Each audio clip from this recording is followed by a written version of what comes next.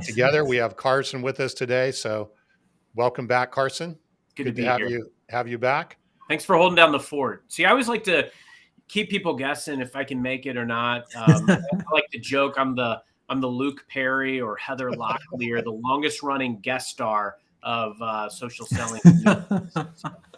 We like always it. know you're going to make a grand entrance, whether it's, a minute before or a minute after it, Well, we always knew you were the star. We just didn't think of you as being the guest star. I'm a guest. Yeah. Special guest.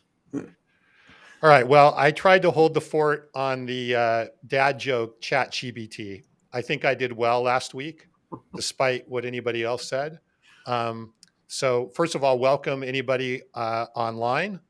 Please certainly jump in, say hi, say you're here. And of course, welcome to the podcast listeners that continue to grow every week. So we have a pretty cool topic today about why traditional sales models have become a bit broken, which we're going to get into. And obviously it sets the stage why social selling is a very good alternative. But before we do that, who wants to go first? I think ChatGPT goes first today. That's fair. That's fair. So we'll let ChatGPT go first. I asked ChatGPT to provide a dad joke to kick off our podcast today. And here it is. Why did the tomato turn red? Because it saw the salad dressing. Oh, Brandon, you're up. Oh, that's and if this is your first time, so we need you to put in the comments in the chat who wins between ChatGPT, dad joke, and Brandon. Yeah. So hi, Brian. Hi, Butch. Good to hear. Yeah, but that's good. That's tough. Brandon, you ready? You want to go check something else out, or are you ready to go? I think I'm going with the one I had prepared. It kind of fits. Okay, ready? Okay. What do you call someone, and this might not be totally suitable for podcasts and LinkedIn, but I'm going to do it anyway. What do you call someone who refuses to fart in public? A private tutor. Oh, that's not bad. It's not bad. That's not bad. See, that's good for kids. That's a great one for kids. Yeah, in fact, I'll bet you that one would make my kids laugh. My dad jokes rarely get a laugh. So, all right. Brian joined. Yeah. So we're going to. Oh, well done, Brian. What did the baby corn say to the mama corn? Where's popcorn? That's good. Brian wins, in my opinion. Yeah, Brian, you win for sure. I like it. All right. This is getting out of hand already, so we better get back to things here. But all right. So Brian's the winner today. Good job, Brian. And we have tied for second is ChatGPT and Brandon. So there you go. All right. Hey, thanks, Butch, for giving me that one. Somebody's on my side. Butch always gives it to you every week. I think. Are you paying Butch, or what's the deal? Somebody's got to pay for me to win every now and then. Come on. Okay. All right. So let's talk a bit about why traditional sales models are maybe more than a bit broken. And one of the reasons we want to do this show today is we continually hear from people that, well, how much time does social selling take? Or why, how much of my, why should I be doing social selling? We've had other episodes on that and everything like that. My question and our question that we tend to ask all the time is, well, what else are you doing? Well, we're doing what our traditional playbooks are, our traditional sales motions are. And almost one for one, we ask the question, is it working? And almost one for one, we hear not very well, right? But what we thought we would do is kind of break, rather than making it a general statement of it just doesn't work or it's broken, what is it that is an alternative to what you're doing with social? Let's look at the pros and the cons of it. And, definitely hear from people that are out there that if you're doing these types of things. And we even had some interesting stats, I think, to share along the way with that. So with that, the way we were going to start is, we kind of looked at, there's kind of three categories of sales motions, if you will, that are more traditional, that most companies follow in the B2B space. One, I'm going to call, first of all, just the lead gen model. And the idea being, right, is that you have a lead magnet or something that you can download in exchange for your email. And then immediately after You download something from your email. There's either a SDR or a BDR or a salesperson that immediately follows up and tries to get a meeting, right? A meeting for a demo or a discovery call or whatever those types would be. Okay, so I'm going to call that the lead gen model, where there's a lead magnet. We'll talk about that. The second model is, I'm going to call it the cold outreach model, where you basically have a list, or maybe you go on and to Zoom Info or someplace like that, and you get a list, or you buy a list and you got a list of candidates, and then you start cold calling or cold emailing or whatever the case may be. And again, the goal is to get somebody to pick up and be willing to have a meeting or a phone call or a demo or whatever the case may be. And then the third category, which is, I guess, to a degree, a subset of number one, but it's the whole inbound, where you're using either pay-per-click, search, or SEO as you're trying to find and get people that are searching for, things that may show intent. Like if I'm trying to buy a CRM tool, I'm looking for people that are searching for CRM or ERP or whatever it is that they may be doing. And then we're trying to get them and capture those people because they're showing some intent, and then obviously, again, turn them into a meeting. Now, you could argue that's to some degree a subset of number one with the lead gen model, but I'm going to call it a separate one because it tends to be more focused on intent and somebody who seems to be in market. So those are kind of the three. What do you guys think? Do you think that represents the kind of three buckets pretty well? I do. Yeah, I think it's a good summary. Yeah, I do. And I would even take this one slight step further too, Tom, because I think you hit on some really important things. Like, let's call out the landscape, right? Consumers are more informed than they've ever been. And there are also a lot of these things that you've articulated, they have low conversion rates. And I think that's the challenge that we've got to call out. Like cold calling, you called that out, just calling from spreadsheets and buying lists. Going door to door and knocking. And I'm going to say something provocative here, but I want it to be said in a way that, like, just the old way that we used face-to-face meetings is grossly out of style. I mean, I think back in my career over how many times I had face-to-face meetings that weren't productive. Now we have to make sure that when we do face-to-face, and there's a lot of things that have to line up there. Customers have to have the approval to travel in some cases, or even be in their office. A lot of them are working remotely. So if we want to truly meet them where we are, we have to evolve our approach. Face-to-face is super, super important in certain sales motions. And especially, as you're building up to, or, celebrating the winning of the business, you've got to spend time together in person. But there's, that's where we got to challenge some of these old models. Is we've got to look at what's different. The landscape's different. The customer's different. We got to meet them differently. Yep. Well, and the customer is the common denominator why it's not working, right? It's not because we're not good salespeople or we're not working hard, or it's not any of that. It's that the customer and the prospect is different. And as you said, Carson, they're more informed and they're also less tolerant. And you combine those two things together and you have a different landscape, well said, that why some of these traditional models are less than effective, right? Whatever it may be.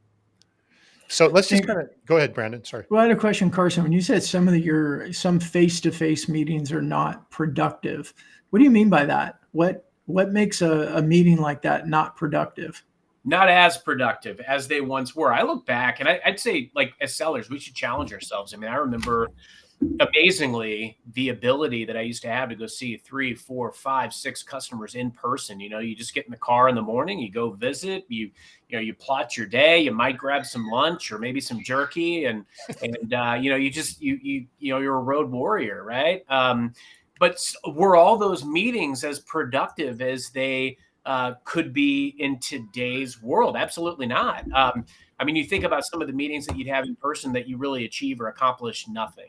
Or you think about some of the meetings that you had where maybe you realized midstream that you really needed this other resource. So you had to schedule a next date, which might be 2-3 weeks out, where you're going to bring in somebody else. That meeting may get punted or postponed or whatever it is. Nowadays, I can have a virtual meeting with anybody at any time, no geographical barriers, and I can add other resources in real time if they're available from anywhere in the world. So I just think about how we've we've shed that old skin. Face to face, as it stands, is still the best way to meet with someone. However, it's not always the best way to meet with them to move the ball down the field, or to, especially when you compare and contrast with some of these old meetings that, looking back, you really didn't achieve much, or you couldn't achieve much based on the landscape. We have a customer that is a manufacturer, and their model pre-COVID was all their sales reps were on a plane, and they were in a city, and they were going, like you just said, meeting in person, and that was their motion, right? And some of them were prospects, some of them were existing customers. Well, they, now that quote unquote COVID's passed, they want to repeat that, but their customers won't take the meetings because they're like, well, why can't we just meet on Zoom? Well, because it's a productivity. If you go spend an in-person meeting, let's say it's at least 90 minutes blocked out of your schedule, probably longer to do that, versus a Zoom meeting that might be 45 minutes or 30 minutes to accomplish some of the same things. So again, going back to tolerance, right? The customer's tolerance for just, or acceptance of what is time effective is not there as well. Then you add in the other things you said, Carson, maybe they're working from home.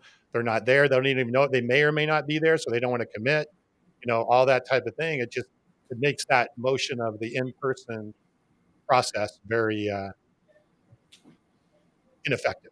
Yeah, I mean, think about it this way. Like, there's a lot of sellers that I know that are, basically glorified employees of the customers that they support. I mean, they walked the halls, they were so in the trenches, in the field, water cooler talk.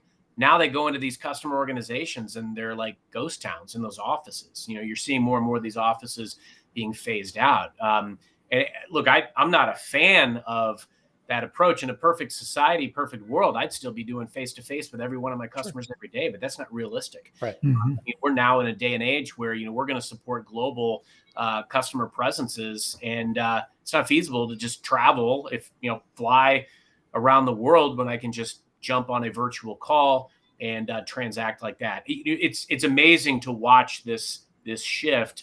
And I think that's where we've got to really challenge some of these sales models, because we talk a lot on this show about, getting the at-bats, but also increasing the conversion rates and the batting average.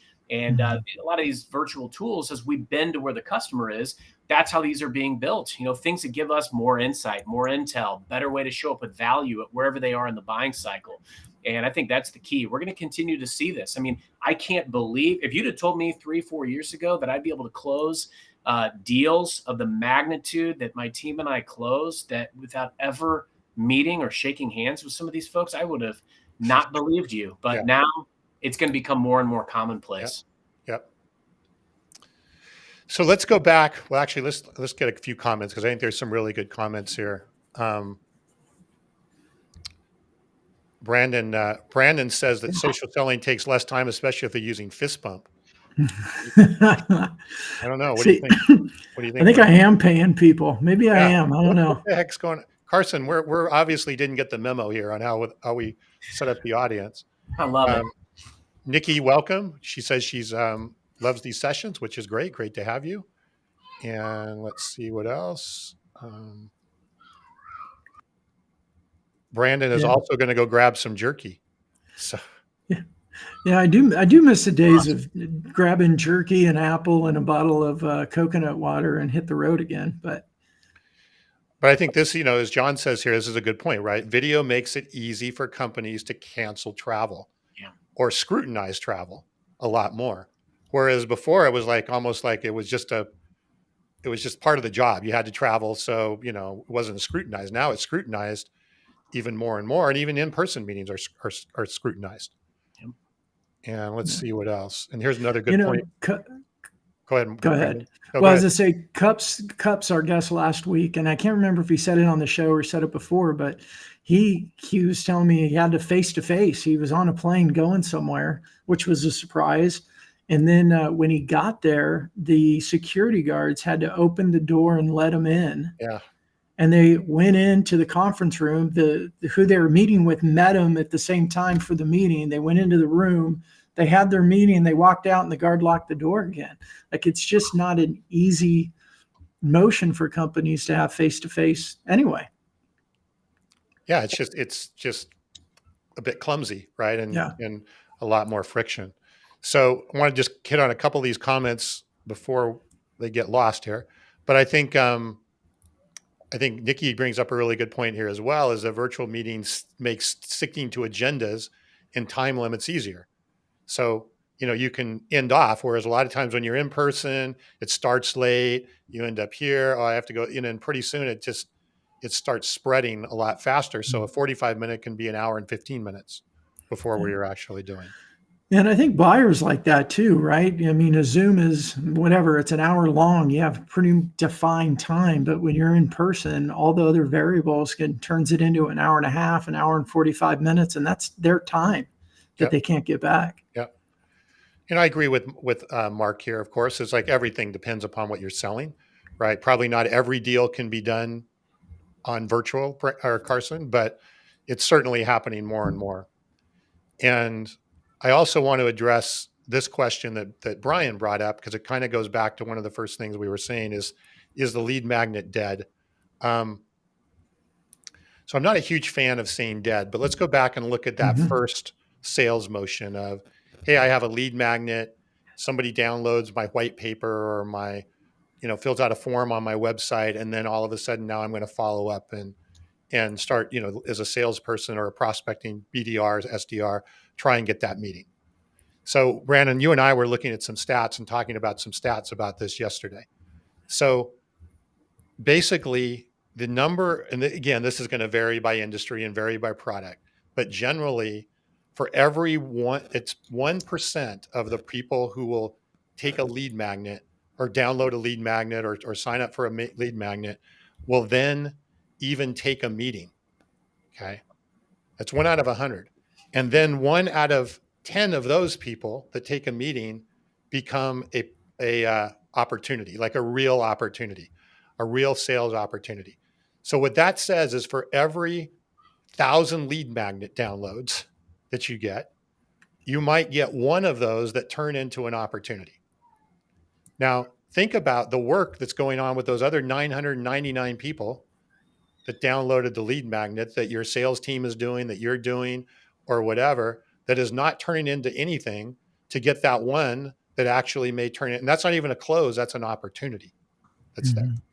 Well, and you also need to play into it. What did it take to get those 100 lead magnets download? What was the expense and everything that went involved with getting those 100? How many people did you have to advertise to, and your SEO and all that? I mean, it's a heavy lift. Well, and the problem is, right, is that why is this so ineffective? Is a lot of time the lead magnet is a piece of content that somebody wants because it's a good piece of content, but it doesn't mean that they have any intent to buy your product or any interest in your product. But we make that leap that because Brandon, you downloaded the white paper on 3 steps to social selling, that, they immediately want to buy something related to social selling or whatever. It's a big leap that gets going. When I told the story, and I know, Carson, you have something you want to add to this, but, I love downloading Salesforce content, but I'm not a prospect for Salesforce. I'm not going to be a client. But every time I download something, in fact, I joke around now, I look at my watch and start timing it. They call me within a minute. Okay. And I used to just ignore it, but then the poor person, they call me like 15 times and go to my voicemail. And now I get to the point, I think it's Salesforce, and I feel bad for the person that's got to call me, as I answer phone, say, I'm just downloading content. Like, I love your research. That's it. You may want to note that so you guys don't waste your time with me. But every single time I download something, my phone rings. Yep. And I think part of challenging some of these old models is finding the way to fit them into the current playing field. I coach and train social selling for the company where I work, right? And we have marketing leads that come in. And I was a seller, you reach out to 1, 2, 5, 10, 15 of these folks, you're probably going to go over the room. But what I've tried to do is apply strategy around these leads. If these are people that have opted into being contacted, okay, I can secure that and I can build community around these lists. Today I have thousands of such folks that have opted into marketing, that have downloaded some type of content. And because of that, I have that stored. And that's my newsletter list. That's my webinar invitation list. And by sending those thousands of invitations, or those quality touches once a month, twice a month, that's how I secure people to join and follow these newsletter and webinar content. I'll get hundreds of attendees for these live webinars. That's a phenomenal lead generation that puts that list to work, but it challenges the traditional sales model. Because when I think about traditional sales models, I think about, the old hammering the phone mentality, the whole more dials. I think we have to challenge everything about it, from the model itself to how it was instituted. And a lot of that falls on sales leadership. We've got to set the tone. We've got to be clear with strategy and how we put this stuff out there. We can't just be spreadsheet jockeys and see, manage from a CRM. Yeah. And I think what I heard you say too, that I like, is just because somebody filled out a form or downloaded something or even attended a webinar, your mindset isn't lead, at least not lead right now. It's there's some sort of an interest, but let me put them in another list and keep inviting them to more webinars or share other pieces of content. And what I like about that, Carson, is we're aligning with the mindset of the buyer.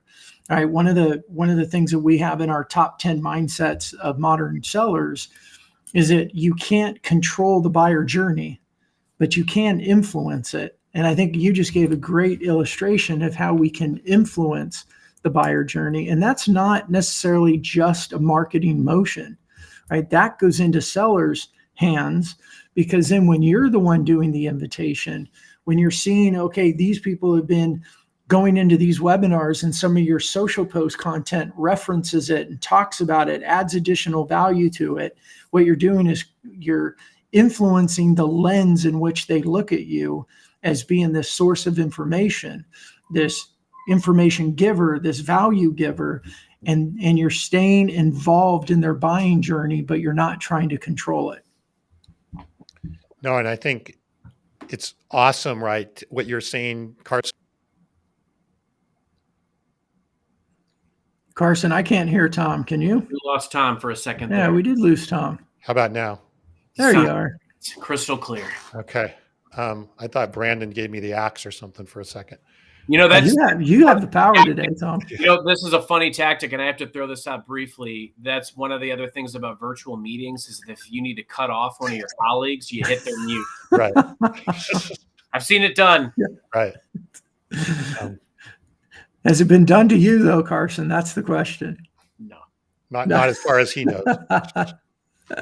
So anyway, what I was saying about reframing, right? If we reframe, this goes back to Brian's question, is a lead magnet dead? No, the lead magnet's not dead. But if you reframe how you use the lead magnet to build community, build relationships, maybe even as a foundation to go connect with them, right? If they download the lead magnet, then use that as the opportunity to start the social prospecting process. But it's not, hey, do you want to buy my stuff? Which is what you're getting from Salesforce, Brandon. You're getting, hey, how can I get you on a demo? Come on, let's go. You must be a candidate for Salesforce because you downloaded some research paper that was there. So and Brandon said this perfectly, because the message in all that is, as a seller, instead of just dialing every time you get one of those lead magnet hits, think of a way to deliver value to those folks repeatedly and consistently over time to entice them to want to take a meeting with you. Yep. Yeah. And again, create the demand and do through the process. The problem, I think, and this is what we're up against, right? You said it, Carson, is management wants the KPIs.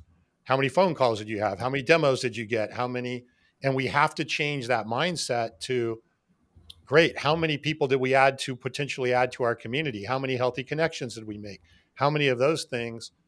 Because those are the real assets versus the 999 people that didn't want to have a demo, right, and go forward, and we've done nothing with. Brandon, when you've downloaded from Salesforce, do you feel like you're part of the community somewhere? Are you getting other nurturing things? No, you're just they're waiting for you to do the next one. They're going to jump on you for the next one that's there. Yeah.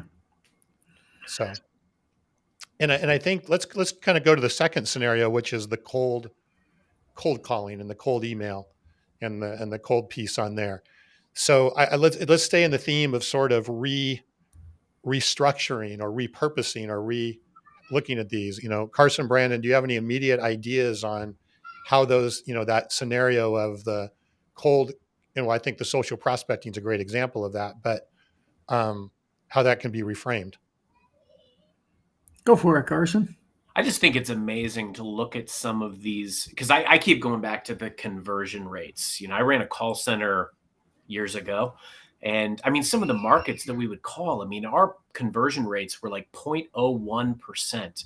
And it wasn't because we had bad sellers. Right. It was because, we were calling just these lackluster leads in dead markets that like the field sellers couldn't sell. So they gave them to our call center to dial on.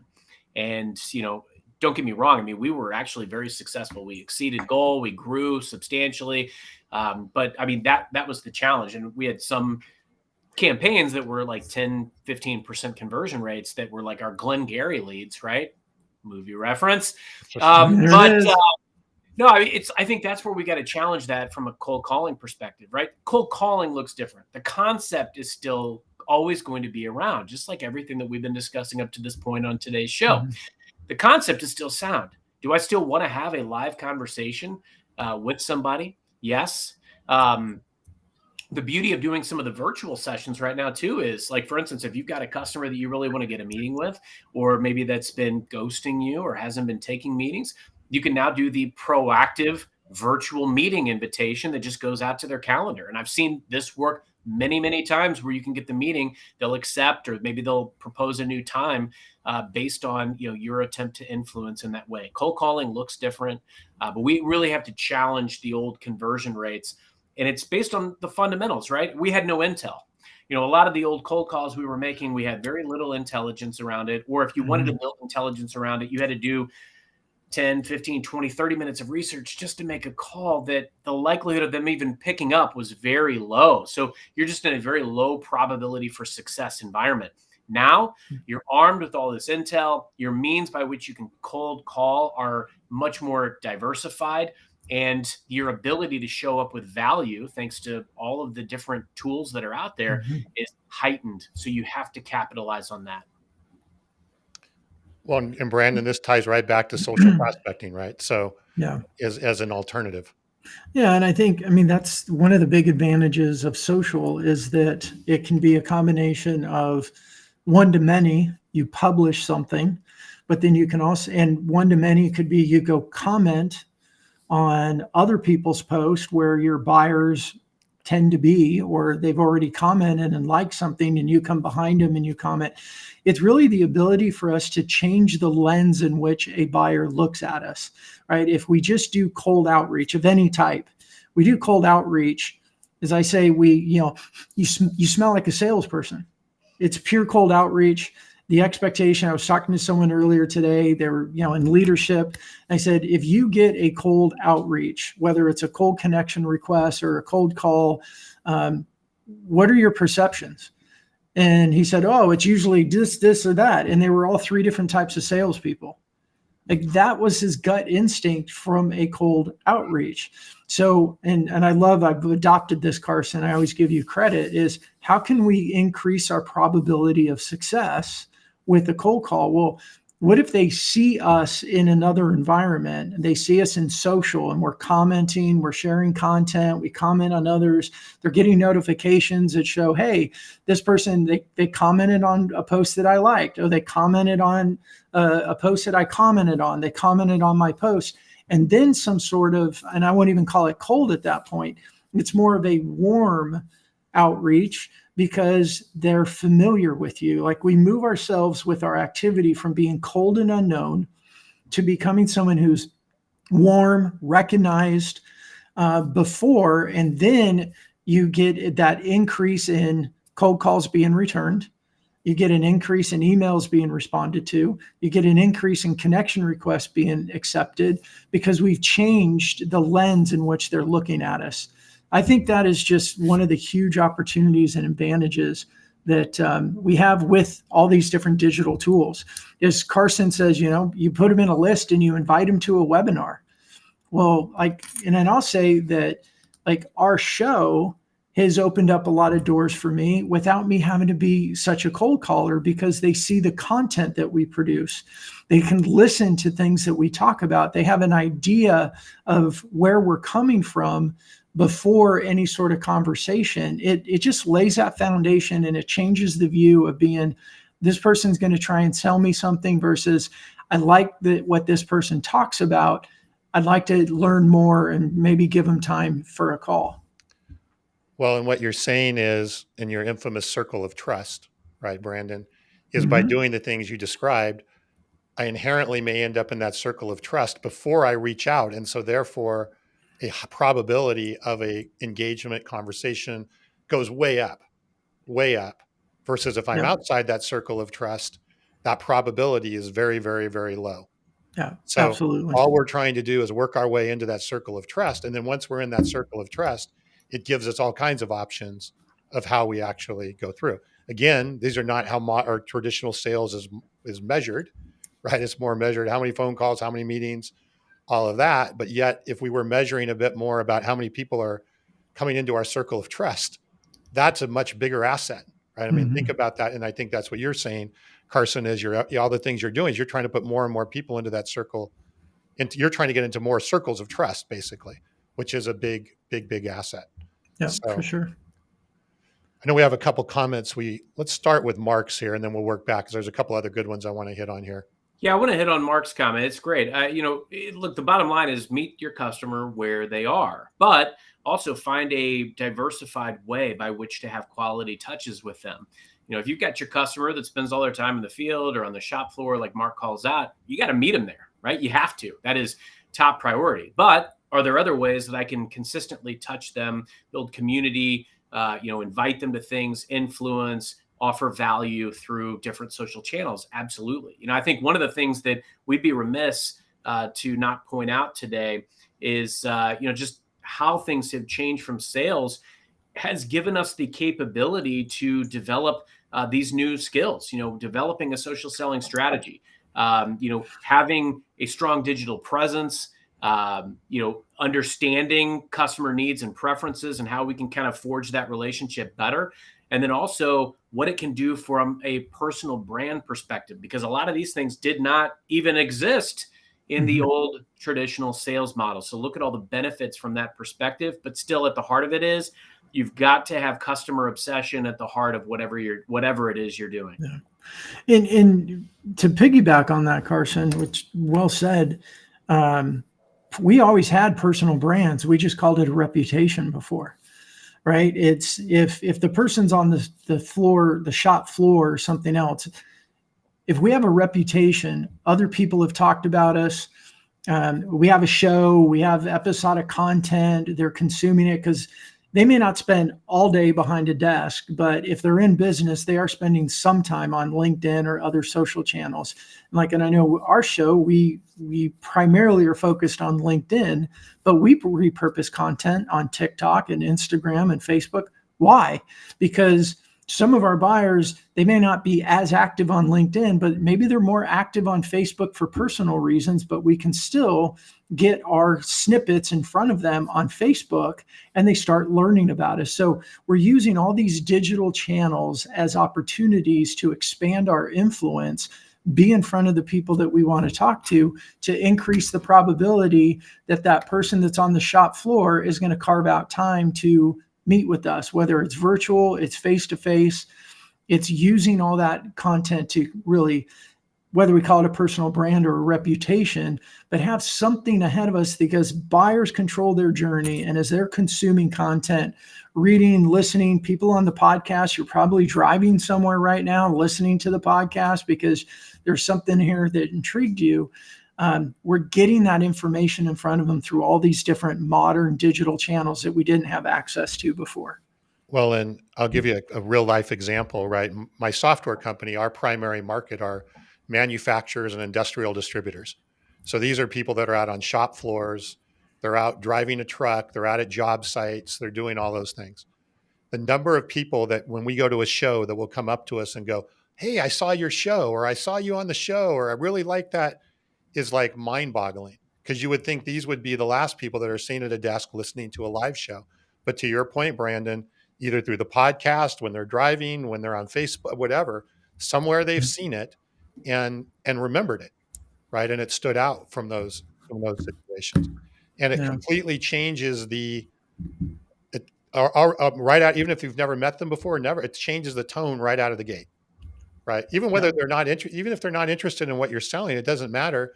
But we've had this happen where they'll bring somebody over. Hey, they refer, you start to build the referral network. So the community or the ecosystem that Carson, you were talking about in the beginning, as you build that, again, there's this residual benefit that comes over and over and over from building that residual benefit. But yes, we can't eliminate face-to-face meetings, but we can influence the process of what we do on that. And let's see, let me hit Nikki's question or Nikki's comment, which I thought was really good. She has a top 10 list for us, and we like top 10 lists. That's right. Like we're on Letterman. It's right. That's right. So just a few advantages of virtual meetings: location independence, instant connectivity and exclusivity, cost effective, increased productivity, ability to record meetings, and virtual meeting software. Well done. And there's a couple more, but all of those are very, very true, right? Things that really, really add to that. Oh, two more, Brandon. She had globalization and data storage. Yeah. Thanks, Nikki. That's good. Yeah. And I think put Sudhir's comment on there. And Carson, I love your take on this. Yeah, this is a great question. So there are a lot of prospects that are not active on social media, but since this is a social selling show, I'm going to actually talk about how you can continue to, we've talked in past episodes, create that groundswell of influence. And sometimes that can lead to that connection that you ultimately seek. Now, yes, there are still tried and true old ways to try to connect with folks. I mean, let's say they're not active on social media. I can still do a search for the name, maybe find some method by which I can connect with the person. I can take a educated guess, often what the email address may be based on the domain of that organization. And of course, I'm going to try to do that.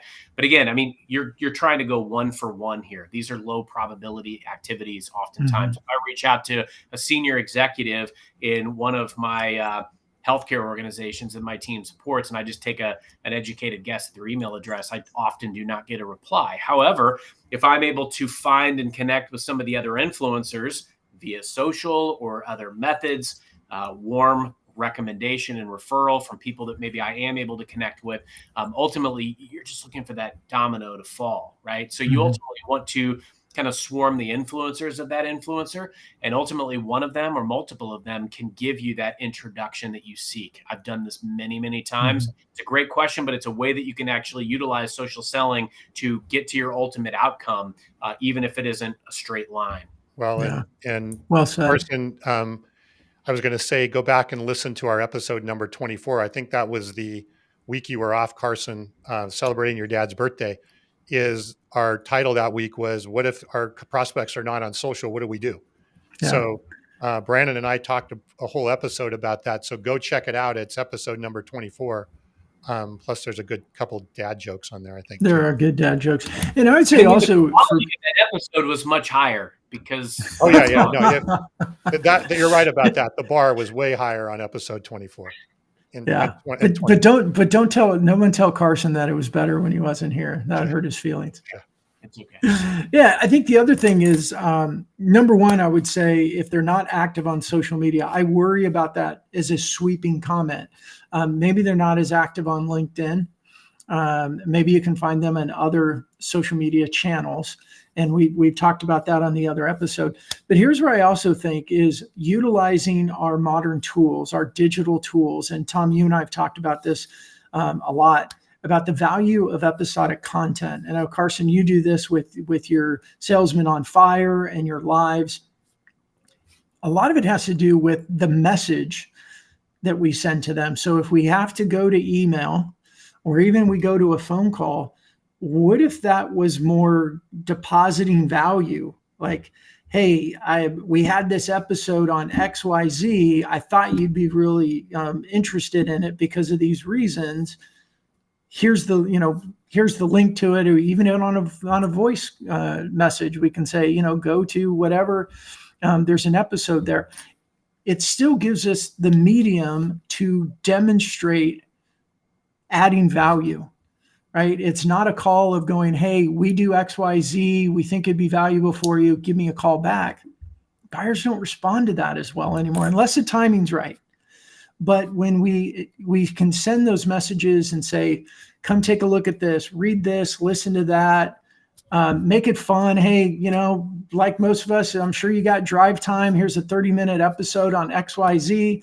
Love to hear what you think about it for these reasons. We're still getting touches in.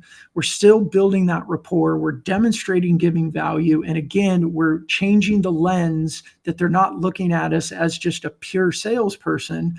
If we want to be a trusted advisor, we want to be seen as a trusted advisor, we have to provide trusted advice. And that's a way that we can do it, even if they're not on social media. Yep, well said. And yeah, we go deep on that on episode 24. So definitely check it out.